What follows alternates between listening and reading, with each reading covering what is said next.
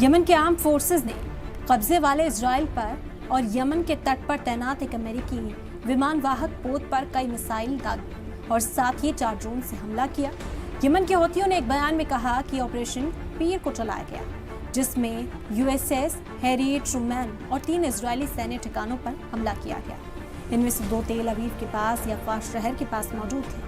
Press TV की report के मुताबिक यमन के हूती विद्रोहियों के मिसाइल और ड्रोन ने उत्तरी लाल सागर में अमेरिकी विमान वाहक पोत यूएसएस हैरी को निशाना बनाया। रिपोर्ट्स के मुताबिक विमान वाहक पोत से यमन पर हमला करने का प्लान बनाया जा रहा था। इस हमले के बाद अमेरिका और इजराइल के इरादों पर पानी फिर गया। रिपोर्ट में आगे कहा गया कि यमन के आर्म ग्रुप के तर्जुमान ब्रिगेडियर जनरल याह्या सारी ने कहा कि आज दोपहर हमारे लड़ाकों ने 2 आर्मी ऑपरेशन चलाए। पहले ऑपरेशन में 2 ड्रोन के साथ कब्जे वाला याफा में इजरायली दुश्मन के सैन्य ठिकानों को निशाना बनाया गया। वहीं दूसरे ऑपरेशन में ड्रोन के साथ कब्जे वाले अश्कलोन में एक अहम इजरायली दुश्मन के ठिकाने को निशाना बनाया गया।